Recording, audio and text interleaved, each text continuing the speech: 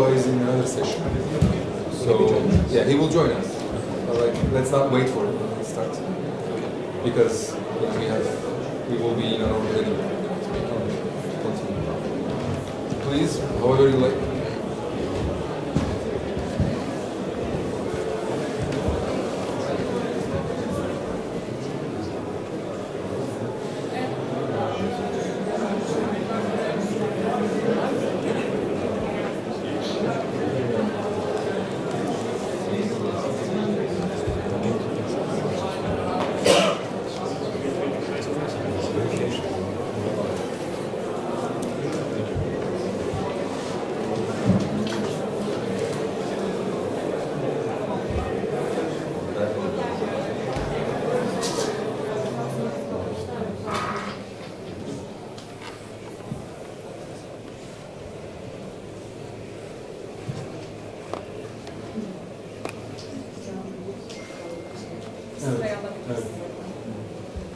I will start Turkish, if you don't mind. Öncelikle panelimize hoş geldiniz. Bugün burada böyle sıcak bir ortamımız var, daha küçük bir salonda. Normalde TÜRE'in kapsamında genelde enerji politikaları konuşulur, çok fazla teknik konulara girilmez. Ama biz bu sene bir değişiklik yapalım istedik. Bir deneme aslında bu. İşin daha teknik konularını, mühendislik tarafını da böyle bir oturumda konuşmak istedik. Oturumun devamını İngilizce yapacağız. Maalesef bu salonumuzda simültane çeviri yok. Dolayısıyla bütün iletişim İngilizce dilinde devam edecek bu noktadan sonra. Bu noktada anlayışınız için de teşekkür ederiz. Thank you very much for coming and being with us today. We have another panelist, Luca, as you can see on the screen. He is right now in another session which has extended a bit, that's why he will be late, but he will be joining us on his chair once he's done with his session. So today, right now in Turkey, we have a goal to achieve 5 gigawatt installed offshore wind by 2035. And to achieve that, we need to conduct necessary measurements, collect necessary data, actual data from the site, because similar to onshore, but even maybe way more important than onshore, in offshore energy, it is highly crucial to collect wind and metocean data as well as geotechnical data sets to be able to accurately predict the levelized cost of energy. And with my guests today, we will dive deep into these technologies where we collect wind data and metocean and geotechnical data and understand the state of art, the standards that are issued, and also see the real use cases. And thank you very much again for coming. Let's start with quick introductions. And then we can start with talking about the technologies. Sure. First, thank you for having us. Yeah, a few words about the floating LiDAR technology and the purpose in the offshore wind industry. The purpose of this kind of device is to perform site resource assessment. So via collection of wind vertical profile data up to 300 meters high, in order to support financial investment and decision, and also to have a view of meteorological conditions on site, to collect also wave data, current data.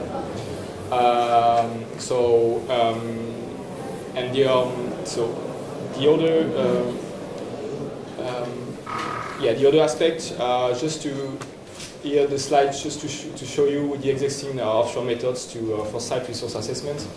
You have MetMast, you have fixed LiDAR on platform, and then you have floating LiDAR. So what the company I'm working for is a supplier of floating LiDAR. Just here, what is a floating LiDAR, an example of this kind of equipment. Thank you. Okay, so maybe to have less switches between the presentations, because Darshan, do you have presentation as well? Yes, we do have presentation. Okay, then let's go with 2 questions each, so we have to switch less. Okay, sure. Thank you very much for the overview. But I'm really curious about the, please stay with Akroş'u right now. Yes. I'm really curious about the standardization, because as we all know, if the end goal for these measurement campaigns is to achieve an energy yield assessment study, or like LCOE, a feasibility model that could be accepted by the banks, which we call a bankable study. And to achieve a bankable study, we need to have standards that we should rely on or follow or check if a certain measurement campaign is done accordingly, properly. Can you tell us about the standardization for floating wind measurement technologies? Sure. So at the moment for floating LiDARs specification, there is no standards at the moment. Guidelines do exist, which what we call the offshore wind accelerator roadmap from the Carbon Trust, which are guidelines to in order to carry out measurements campaign with floating LiDARs, and to make sure that the equipment is commercially viable then for the use of the data. So that's where we are now. The first edition is the guideline exists since 2013. The second one, the review was dated from 2018. But at the moment, the IEC is working and has approved standards which are not yet released for the use of floating LiDARs to perform and to get bankable data, wind data. So that's where we are now. So the process is ongoing, and we should have soon standards published by the IEC. What about the Carbon Trust? So you mean if they intend to, or what? If they intend to publish something? Yes. Or so, to my understanding, right now, to achieve a bankable energy assessment, we need to complete all the steps that is defined by Carbon Trust. Yeah. And also, the technology has to be at a maturity level that they say stage 3. Yes. Can you give us more information about that? But as far as I know, that won't delete the Carbon Trust guideline, and the different level of maturity are still valid, are still applicable. The stage 2 and the stage 3. But the IEC publication will describe how the O&M suppliers have to what they have to go through and how they should operate their systems, and also how the users of the data should proceed to. But that won't say delete the Carbon Trust roadmap. Okay, thank you very much. Maybe we can then switch to Vaysal'a. Vaysal'ın sunumuna geçebiliriz. Darshan, can we proceed with you? Can you introduce yourself and Vaysal'a first? So thank you. Thank you for hosting us, Şeker. And so good afternoon, everybody. I'm Darshan Satyanarayanan. I work as the application manager here at Vaysal'a. And so maybe I'll start off with a few words about Vaysal'a itself, and then we can dive into the solution that we want to present to you today, the dual scanning LiDAR for offshore wind resource assessment. So first, a few words on Vaysal'a. So Vaysal'a is a weather measurement company. We were founded in 1936 based on a single weather measurement product. And right now we have more than 300 different product families measuring weather all around the world. Well, our products are everywhere, on land, in the ocean, even in space, even on Mars, and even behind the Mona Lisa in the Louvre. However, for today, we would like to focus on the WinCube scanning LiDAR for wind resource assessment. So basically this, so the image you see here is a photo of the WinCube scanning LiDAR. This is an instrument that uses a laser beam to measure the wind speeds up to 19 kilometers away from the source. So basically you can see a scanning head over there. The scanning head can turn in all directions and it can cover all directions around itself up to 19 kilometers of measurement. Now, the way this technology actually works is we emit 20,000 pulses of light into the atmosphere per second. These 20,000 pulses of light will backscatter off aerosols in the atmosphere. We retrieve the backscattered light and we compute the shifted frequency of this backscattered light. And this gives us the wind speed of those aerosols. So basically, this works very similar to how a radar works for cars. So basically, this is the very same principle, but instead of the light bouncing off a car, here the light is bouncing off microscopic particles in the atmosphere. So this is the basis of any type of LiDAR technology, and this is the specific one that we use. And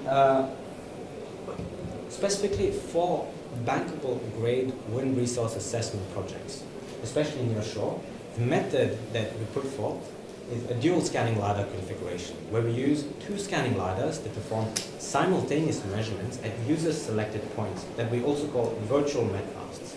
So for example, here in this image, we can actually see both scanning LiDARs that are measuring towards the ocean at two virtual metmast locations. So we have multiple heights at two different locations in this image shown here.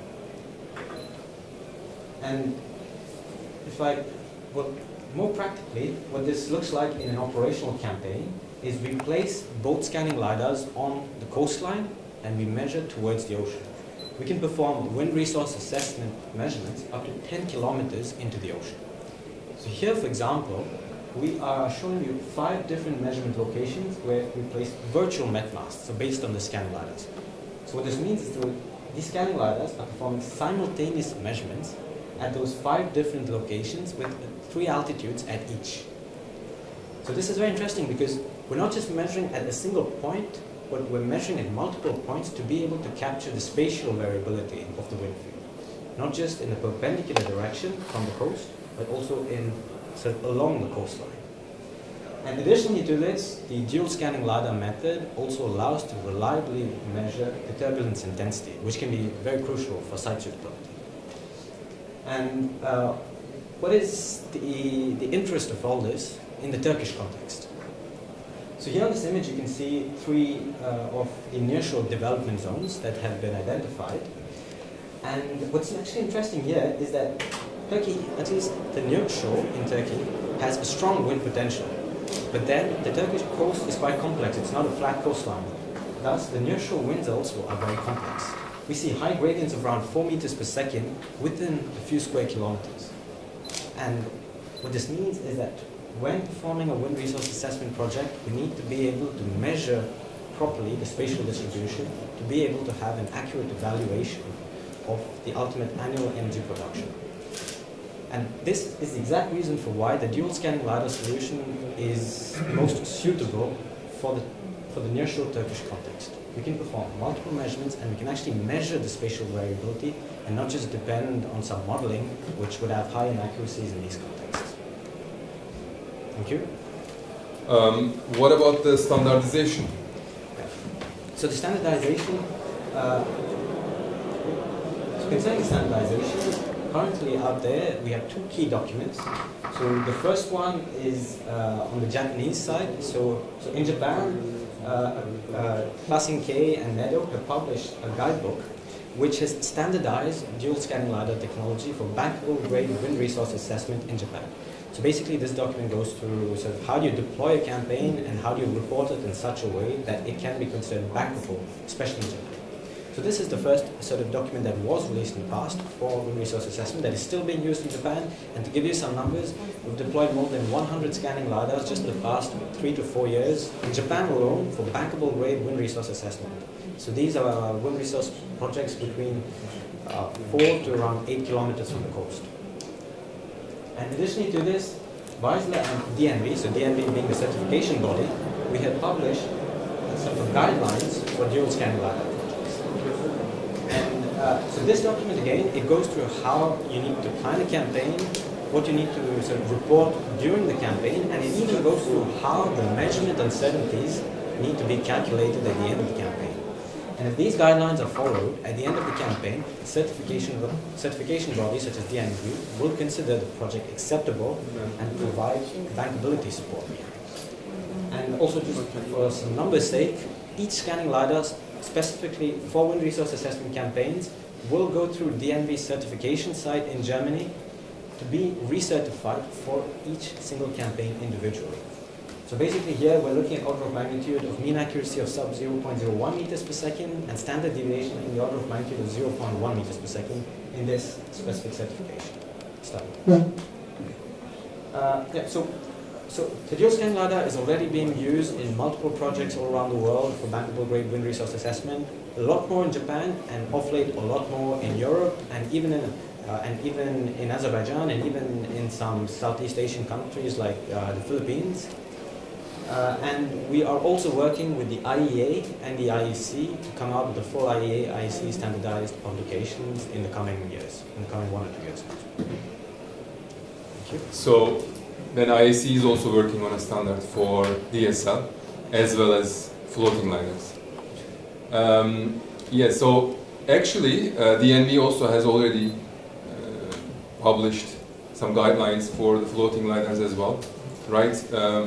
Okay, maybe, I mean, both devices, both technologies has support from the industry goats, let's say, like DNV or like Carbon Trust in the floating LiDAR case.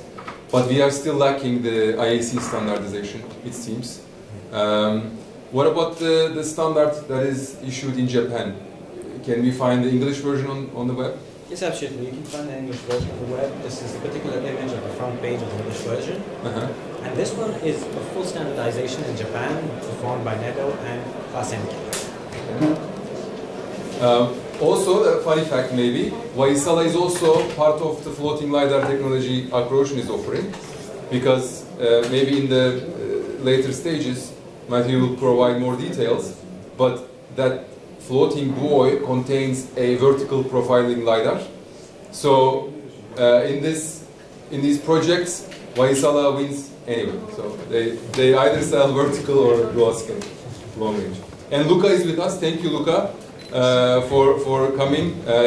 He was very busy. He was part of the previous session that was taking place in the Blue Hall, because Luca is part of the consortium who has won the measurement campaign studies that is being conducted in the Marmara Sea Basin by the Ministry of Energy.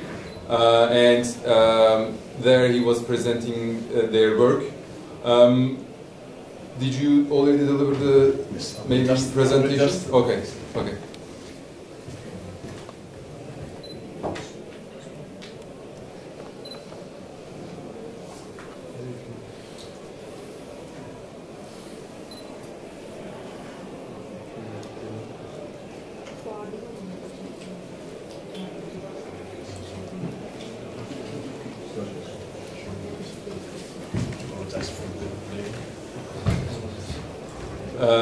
Maybe we can continue with you. We have already passed 2 questions, and if that's okay for you, we can continue with you on those. Şu an Luca'nın son getirdiği sunumu yansıtabiliriz. So the first question, Luca, can you please also introduce yourself to our audience and proceed with maybe explaining what are the measurements that we need for met ocean and geotechnical studies? Yeah, my name is Luca Barbetti. I'm working at IMDC. IMDC is a consultancy and engineering firm based in Belgium, Antwerp. So we are indeed mainly focusing on everything that is below water level, so marine engineering, water level, land and offshore. And indeed, as Uwe mentioned, we are working together in this important project for the ministry and also the World Bank for assessing the feasibility of offshore wind in the Sea of Marmara. And we are also doing, of course, measurement, offshore measurement and onshore measurement with Mathieu and Croatian team. My background is mainly civil engineer with 15 years experience in offshore wind and mainly subsea power cables. So this is my technical background. You can speak louder because we don't have a microphone. Yeah. Okay. Still, how many minutes there? I mean, the first question, you can take as long as you want. I mean, we are not in a time constraint. Yeah. But the first question is, like, we want to understand the necessary measurements that needs to be conducted for met ocean and geotechnical studies. Okay. Then I've prepared a few slides with explaining some of the measurements, the equipment, also maybe a case study why are these measurements important in offshore wind farm, also the feasibility. So I will skip the part on using the content and short video.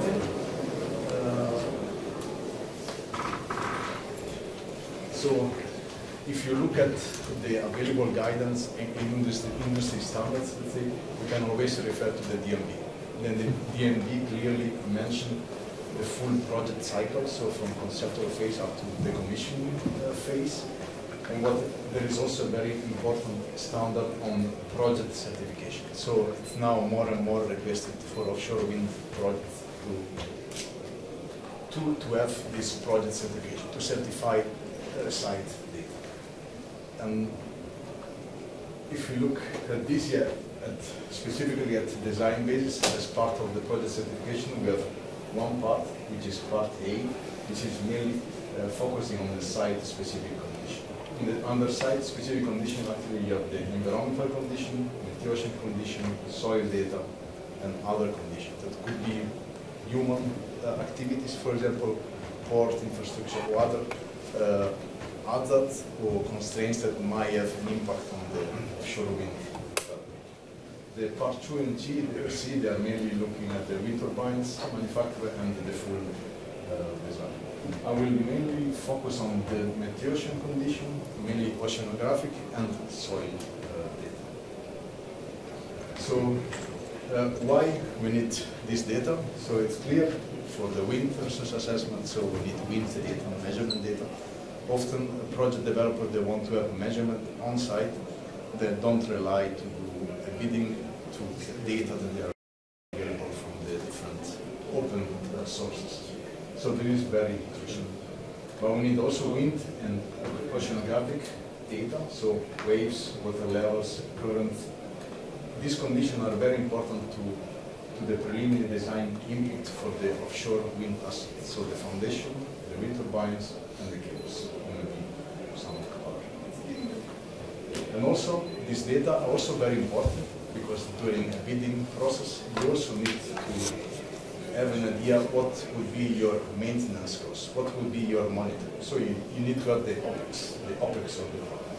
So also these data are also very important to develop your O&M strategy, so the operational and maintenance strategy. How many times you go, for example, per week, per day, offshore to do something more.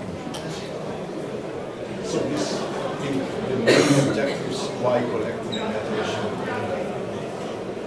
There are several types of measurement. I'm not going through these devices because I think Ocean and South they will speak about this.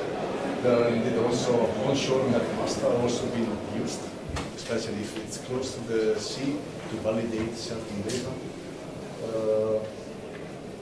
And also very important when, of course, you have measurements. Might be for 1 year, 1 year and a half, 2 years, but we have also ICAS data, so historical data. Often at sea there are already been performed a lot of measurements that they are available from the yearly 50, 60, 70, I don't know. And these data are very important to validate and to run your models, so on the wind resource assessment and on the meteorological condition. Because there where you can really look at the normal and extreme condition. What are typically part of the design basis? So basically what we are mainly looking at normal and extreme condition.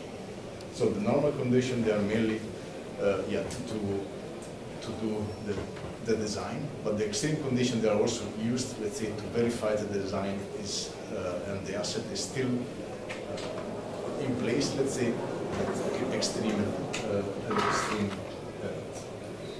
also, very important thing that I want to focus, the workability. So this data, the collected data, are also used to create a kind of weather workability tables. These workability tables are, because offshore you cannot work as onshore, so there are weather restrictions, waves, current, wind. So all of these vessels, equipment can be workable at a certain weather limitation. So it's very also important to plan the offshore works correctly, and sometimes also to avoid, if possible, to perform offshore works. So what we see in the industry, it's really trying to move any offshore operation, if possible, onshore. So to mobilize and to certify some equipment, some calibration. What are next? So so when we started 15 years ago, at least when I started, yeah, we were really working with kind of prehistory equipment, let's say. Now the technology really advanced very fast. Anything about sensors, about vessels, about equipment that we are using, and we are also pushed a bit to innovate ourselves, let's say, to facilitate and to optimize anything that we do. For example, yeah, it's very clear that machine learning is used, for example, for meteorological modeling and forecast. It's implemented, let's say, in the studies that we perform. They are also using, let's say, the real-time monitoring. For example, we can think about the satellite images analysis for meteorological conditions. So now images from satellite, they are used to monitor, let's say, on real-time meteorological conditions, so waves, maybe. It's also maybe something else. We can also use, for example, fiber optic cables to monitor anything that is moving around subsea power cable, for example. So there is also, they are very important things. Other things that we have to consider also, for example, the impact of climate change, for example, in extreme events. This is also has been very good, let's say. So there is an impact, so we have to assess. Sometimes we don't know how to assess, because of course it's in the future, it's not in our confidence zone, let's say. And also very important, yeah, if you go really more into detailed engineering, we see as soon as you install a monopile or a jacket for an offshore wind turbine, you have a different meteorological condition around the monopile. And yeah, if you think, for example, that each of these wind turbines are connected with a cable, subsea power cables, and if you look at the industry, during the construction and operational phase, 70% of the damages on a wind farm, they are linked to cables, to subsea power cables. This have been already since the year 2010. This percentage has remained the same during the last 15-20 years, so it didn't change. Still, there are a lot of risk about subsea power cables. While, because there is a lot of, they are kind of, it's a kind of the Achilles heel of a project, let's say, offshore. Even if there is a lot of innovation, there are a lot of studies performed, but sometimes we cannot compare. If you look at the geoscience, so what they call geoscience, anything about soil, seabed, surface, seabed, also in the deep soil column. While we are collecting geoscience information, we need to know the bathymetry and the seabed morphology, where we are going to put the wind turbines. We cannot see the seabed, so we need to know what is under the water. We need also to define the geological and geotechnical conditions. So if we need to install a monopiles or a foundation, we need to know which geotechnical properties are there. We need to define geohazards. Geohazards, I mean, like, for example, seismic faults. So Marmara Sea, I think, it's quite important presence of gas, shallow gas pockets, for example, boulders or other very, for example, stiff soil condition. we need also to identify presence of seabed debris, wrecks, or other anomalies. I think here, by working around, there are a lot of debris under the water that we cannot see. But yeah, these are very important to be mapped, let's say. Also very important, the potential of UXO, so unexploded ordnance, so bombs that they could be under the sea level. So we have done a lot of projects in the Belgian, North Sea and Baltic Sea, and there, yeah, presence of UXO is very important. So there are really campaigns, geophysical campaigns with focus on detecting UXOs, even sending divers underwater and to see if they are really UXO bombs or not. And if there are bombs, yeah, they have to remove it or put it somewhere else. So this is also very important. And indeed, yeah, we can also see there are often third-party cables and pipelines, for example, have not been mapped, let's say in the nautical chart, but they have to be mapped because we don't want to have any interaction, let's say, with third-party assets. And all of these techniques, geophysical techniques, geotechnical techniques, actually they are used to define, let's say, to map things. If you look, we can divide the type of investigation in geophysical and geotechnical service, let's say. Under the geophysical service, I will not go into detail, but yeah, we make daily bathymetry survey. Besides concern, so the bathymetry is a typical bathymetry, where, for example, we can also map the wreck here. The second picture is showing also bathymetry with mapping some boulders and some geological elements. The third bathymetry on the bottom is more showing the presence of a metallic object on the sea bottom. The red spot that could be actually UXO, but they are not confirmed to be UXO, of course. They are metallic objects. And the top one, for example, it's showing a seabed profile, which is normally detected via a seismic survey. But there, actually, we see the different lines, the blue and the green, the geological layers. So the green, above the green, actually, is the quaternary soil, so more softer, let's say, and the green is more like the hard rock or clay or sand. Geotechnical, indeed, the main two offshore investigation, they are the CPTs, so pond penetration test, and the boreholes. With the CPTs, mainly we measure the soil strength of the soil strength, let's say, at 50-60 meter seabed depth, soil depth. With the boreholes, we take mainly samples, and we perform, let's say, we collect and define the geotechnical properties of the soil based on the samples. So, indeed, then we send the samples to the lab test and we perform the full geotechnical properties. Yeah, also here there are typical output that you get from this geophysical and geotechnical survey. So this bottom one, for example, it's a typical profile where you try to interpret the geophysical surveys, so like the scattered profile with the geotechnical borehole. Yeah, this is not a real picture, it's just I made one. Just to show the different geological and geotechnical layers, how it evolved. And this is very important because now, yeah, we do create also 3D models from these pictures in a grid, let's say, around the full concept. And the last picture is, for example, showing the presence of sand waves. Some sand waves, they are big sand dunes of 4 or 5 meters under the seabed, that is specific areas. I believe also here in the Marmara Sea there are a few that could be present in area 2, where indeed these sand waves, they are mobile, so they move. And this is also very critical, for example, as input for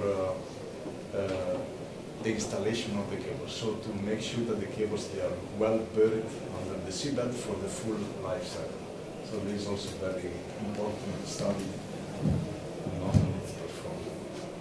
typical vessels, yeah, when we started, the vessels that we were using, like big jackups vessels, like barges, so really on anchors, 6, 8 anchors, or small jackups, so to perform this investigation. Well, now indeed we are moving completely to a different type of vessel, like a vessel, DP2 vessel, that they are much faster, they can work with much higher operability, weather workability, so it's much easier, let's say, to do this type of investigation now. Also, yeah, there is also a lot of innovation. Now, indeed, there are companies that they look at, yeah, we also see there is a lot of vessels need. There are companies looking at autonomous service vessels. So they send vessels without any pilot, take measurement, for example, geophysicals. We are also using creating synthetic CPTs. So geotechnical investigations are very expensive. So during a preliminary phase of the project, you don't want to, sometimes you don't have such budget. So we are just creating synthetic CPTs. So actually we interpolate, correlate existing CPTs of borrows to create a synthetic, so a fictive CPT. There is a lot of innovation on 3D ground models and correlation of geophysics with geotechnics. There are also projects where, for example, we look at, there are some operational wind farms where there are a fiber optic installed on monopiles or on jackets, and from taking measurements from the fiber optic, actually the engineers can go back and calculate back the geotechnical properties of the soil. It's a very strange innovation, but yeah, it's very useful actually to correlate the behavior of the foundation with the soil and to make sure that what you have used as geotechnical input is correct. So it's a very specific and then also very important, if you move to floating wind, yeah, there is also very interesting joint industry project DMV, launched by DMV, where they are mainly looking at new standards to design ground investigation for floating wind. Because, for deeper waters. Yeah, for deep water, and also in floating wind, normally you would need like one investigation per wind turbine for fixed foundation. In floating wind, you have a lot of anchors, so 6 million. And then you will need like investigation for 6. And then, yeah, costly will be, yeah, probably 6 now. Yeah. Look, are you going on with your whole presentation? No, I finished. Okay, maybe we can just take turns and then maybe we can come back to you again. Where did you leave, by the way? Do you know, like, my last question was the certification, standardization, and then I will keep going. But regarding the certification for the studies that you present, so this studies has already been conducted for oil and gas sector for many decades, right? So it's more of a mature field of engineering comparing to wind measurements. That's why I think you have more standards established and everything is clear. It's easier to assess the bankability of a project in your case, it seems. Matthew, so the next question is for you. I'm again going with 2 questions. Can we sunumu değiştirebilir misiniz? Akroşa.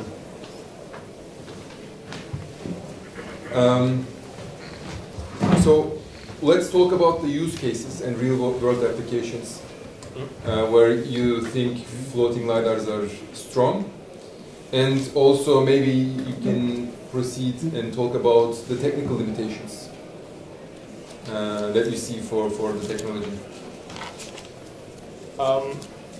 Yeah, first, yeah, since I expedite a bit the presentation of myself and the company, just for everyone to be sure you are at the same page. So the company I'm working for, Croatian, we are an operator of floating lidars, and the business model of this kind of activities is to collect data, to deliver it to our customer. We don't analyze the data.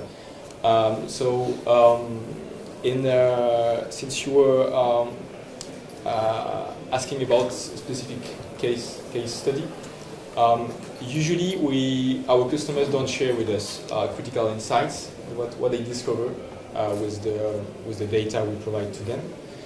But I still can share some insights with the experience that we have. For example, was one of our customers have noticed some model error compared to in situ offshore measurements regarding average wind speed and average direction. So we can assume that this may happen for other parameters such as wave and current. So that's one of the insights I can share with you. The other one is so in situ offshore data can help us to have a better knowledge of extreme conditions that can happen at an offshore site. I'm thinking about typhoon, for example.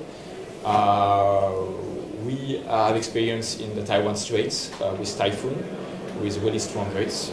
We record, for example, recently average wind speed of 160 meters high of more than 151 kilometers speed, to give you an example. So that can give us a better knowledge.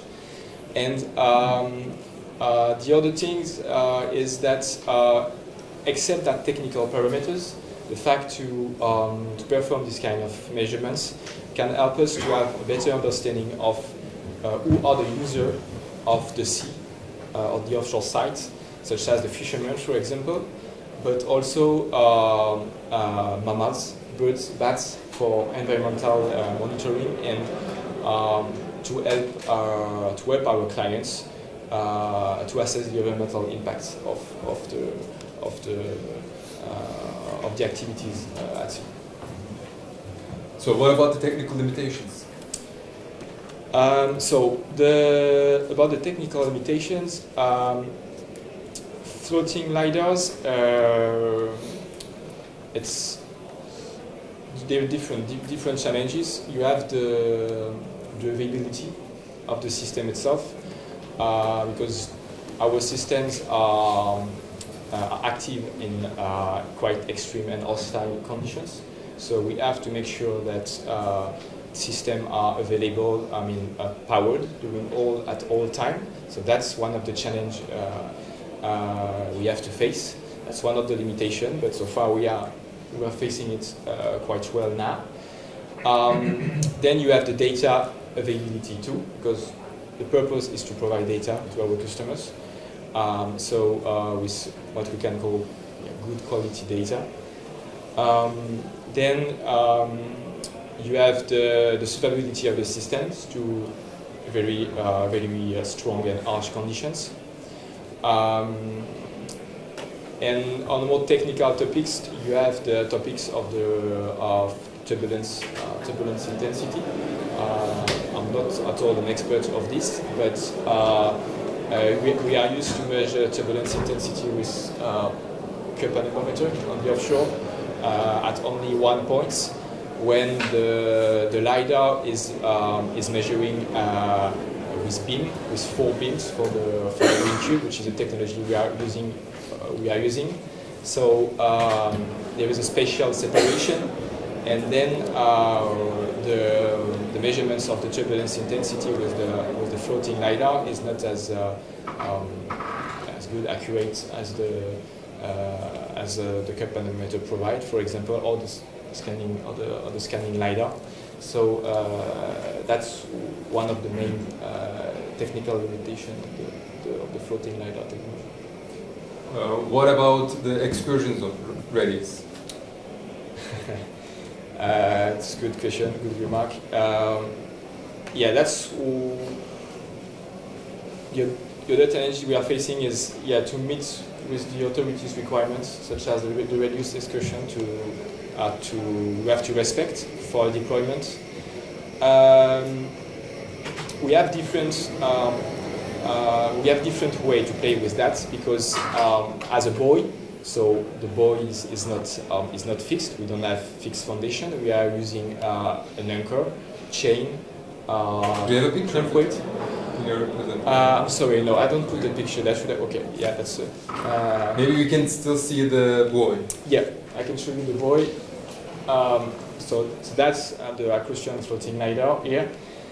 So you can see it's made in two parts. You have the floater at the bottom and the container at the top with some solar panel for the power. And so on these slides on the right you can see the floating lidar. So there is a red buoy. So the red buoy is part of the mooring system. So we have a surface board that we call an intermediate buoy. And then below that you can't see, we have chains, we have a textile, nylon, Euroflex, and then we have clamp weights on the seabed and chain. So that's how our mooring is composed.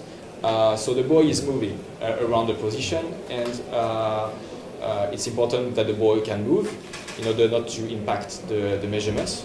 So the buoy has to move. In order to reduce the rescuation area, we can play on the mooring design by adding some clamp weights, for example, heavier clamp weights, some chains, etc. So we can adapt the mooring depending on the specification of the requirements of the authorities. Thank you. Yeah, one of the limitations that you mentioned, the data availability, is very crucial for wind resource assessment.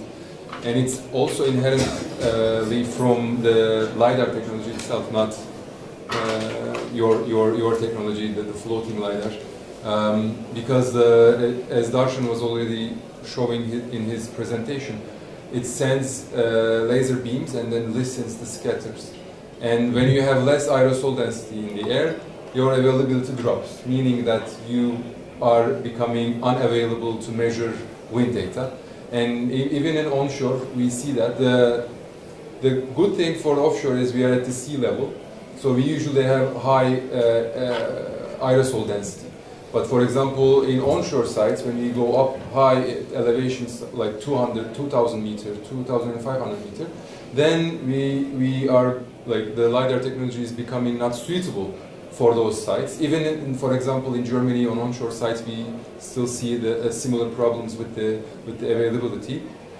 Thank you, Bob, by the way, for the detailed explanation. Darshan, let's talk about the DSL then. Can you sunumu değiştirebiliriz? Can you show us some use cases, real-world applications of the DSL technology, and maybe then we can also talk about the technical limitations.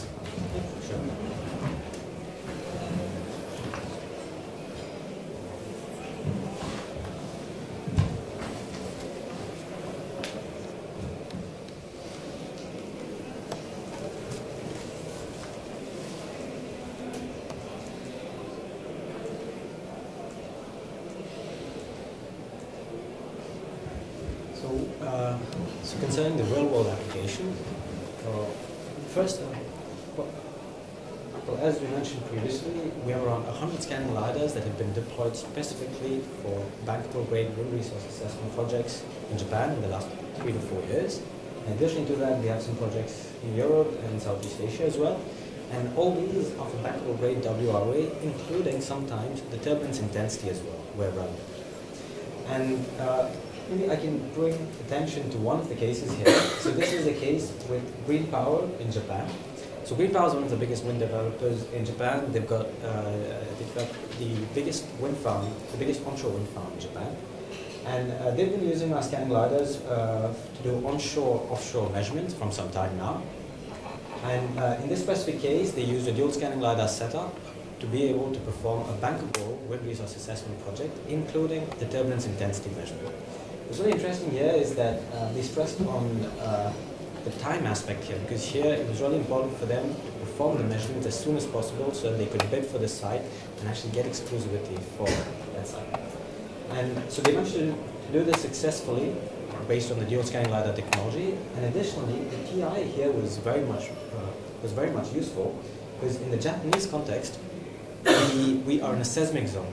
The nearshore, we have a lot of seismic activity in this zone, and so the foundation design is highly sensitive, and it's highly sensitive to the turbulence intensity as well. So basically, the more accurate we are on the turbulence intensity, they can better estimate and better design their foundation.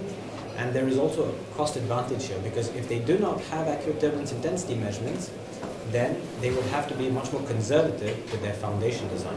In this case, with more accurate TI measurements, they were able to better basically design their foundation. And there is an argument of optimizing the cost as well here. What I mean by this is the amount of concrete and steel that has to go into these offshore foundations can be optimized with improved turbulence intensity measurements by being less conservative. And this we have seen in other cases as well, outside of Japan. And so apart from bankable grade new resource assessment, we also have the site suitability side of things, where the turbulence intensity plays a major role, and we are able to measure this really well. And well, speaking of turbulence intensity, this is a paper again by one of our customers on the accuracy of turbulence intensity when compared to sonic anemometers or to cup anemometers. And in this case, we see that the TI, the turbulence intensity measurement using a dual LiDAR method, can be considered as very much reliable and be used for these nearshore measurements. And maybe speaking more on the limitation side now, so moving away from the case study. So this here is the nearshore map of Turkey, and what you see in the orange-yellow is basically... Not like the whole Turkey, but the Yeka areas that is announced in the Marmara Sea. Yes. So the 3 development zones that have been previously announced. And so here basically, the yellow zone represents the zone up to which we can perform dual scanning LiDAR measurements from the coast. So basically, we can actually measure in all these zones with highly scanning LiDARs onshore. And so this is already great in the case of Turkey, because we cover most of these polygons. However, in the future, what we are looking towards is we want to extend this even further. We want to be able to perform measurements even beyond the 10-kilometer range. Well, reliable measurements even beyond the 10-kilometer range. What's the goal? What's the goal? What's the first step? So there are 2 ways in which we're tackling this problem. One is by optimizing the hardware itself. So we are developing new lasers that can go much further beyond. And so basically in the future you will see LiDARs that can measure even beyond 10 kilometers, even 20, sometimes even maybe 30 kilometers away from the coast. So this is one way in which we're tackling this issue. And the other way is by using CFD extrapolation methods. So basically, we perform measurements up to 10 kilometers from the coast, and then we use CFD, sort of an LES-based CFD method, to extrapolate these measurements for up to even 50 kilometers away from the coast. And this is specifically very much relevant for turbulence intensity extrapolation. So for example, even with wind farms at 50 kilometers from the coast, it is possible to reliably perform measurements at 10 kilometers and extrapolate based on an LES-based CFD. So this is sort of the key limitation, so the range that we are tackling, and we're trying to extend this range beyond 10 kilometers using an optimized hardware and some CFD extrapolation. I have 2 comments. One, actually there are LiDARs that can measure up to 50 kilometers. For example, Lockheed Martin, American defense company, they have a solution for this. But it's, I think, more of a question of like the cost benefit. Yeah. It's very expensive, so it's not maybe suitable to use for wind farm development. And second, what about the limitation of not having metocean data? Don't you think that is a limitation for DSM? Yeah, that's right.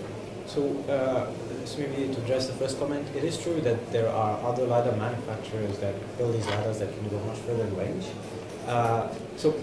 But the problem with these is these are not yet suited for wind energy because they're not the type of size that is easy to install. They do not have the on-site maintenance in a similar way as we provide to have an operationally reliable campaign for a whole year with high data availability. So this is where our technology distinguishes itself. And this is something that we intend to keep even with future deployments and with future developments. Now, so the second point that you mentioned, I'm sorry, could you please remind me? The unavailability of metocean data. Yes. So concerning the unavailability of metocean data, I mean, there is a requirement for metocean data always, in one way or the other.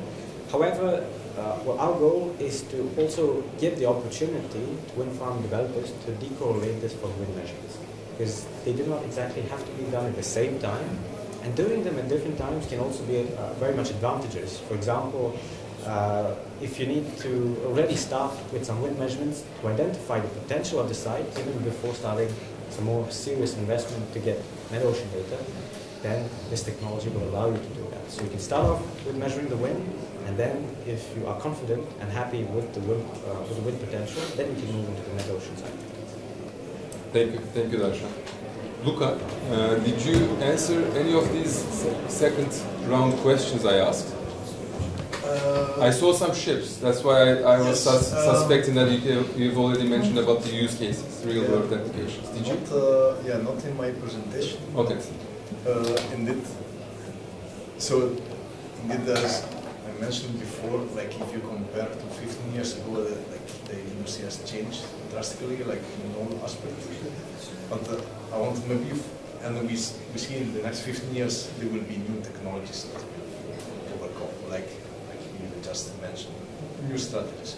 And maybe I also wanted to discuss about the importance of data of the past. Okay. Because they are also very important.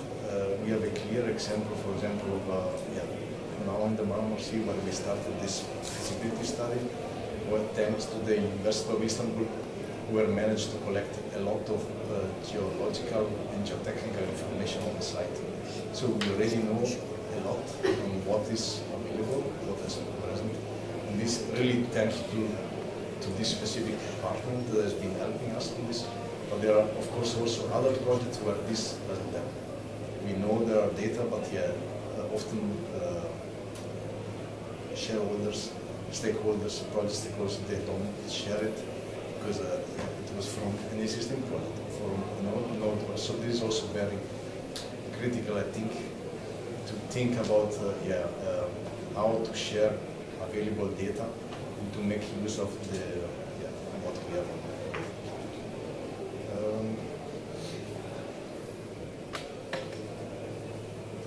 About what was the question? So the two questions, the use cases, real world applications, if you want to talk about that again, or yes. And then I asked the technological limitations. I'm not sure if in your case that is a problem still, but maybe use case. Yeah. I have maybe a case now. It's there. One of the last. You have the remote. No, it's this one.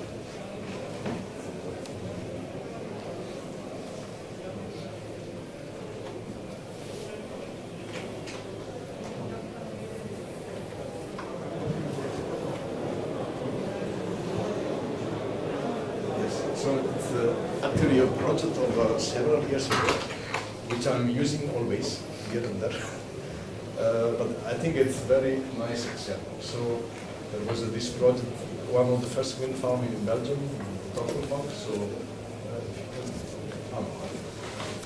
okay, so 54 wind turbines, so 6 megawatt. The biggest one at the time, and now they are very small. So was fully commissioned in 2020. The project was divided in two phases. So phase one, where actually we have installed only 6 turbines, and the second phase where we have installed 8. It was on the same site, so no different soil condition. And there were 2 export cables that they were installed, the one during the first phase, the second during the second phase. So what happened actually with the first cable, 2008, so actually we didn't have much information on the soil. Our team started to prepare like the tender document simply with some bathymetry survey, some geophysical surveys, nothing more. And then there was not a full detailed design basis, a full detailed engineering as a backup. So very for example, there was no cable risk assessment.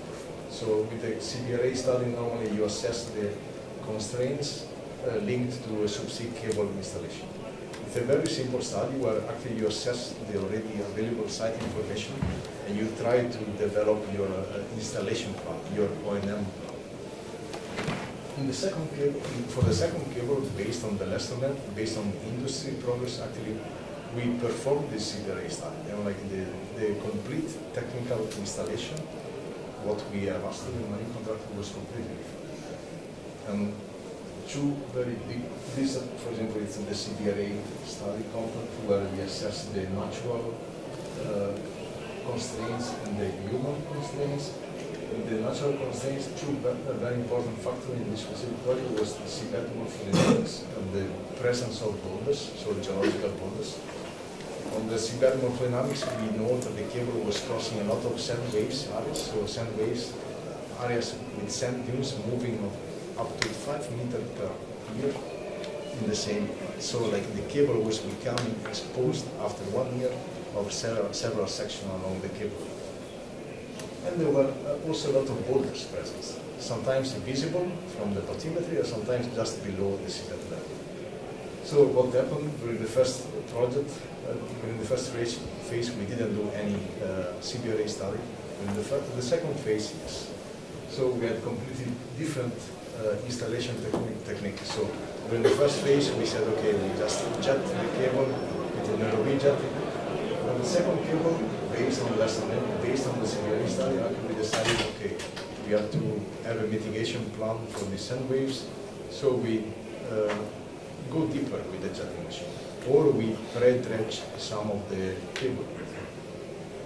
And also we try to map better this geological, these boulders areas, and we try to avoid them. This was a simple engineering study. Actually what brought actually during the first phase, the jetting tool was not able to bury the cable.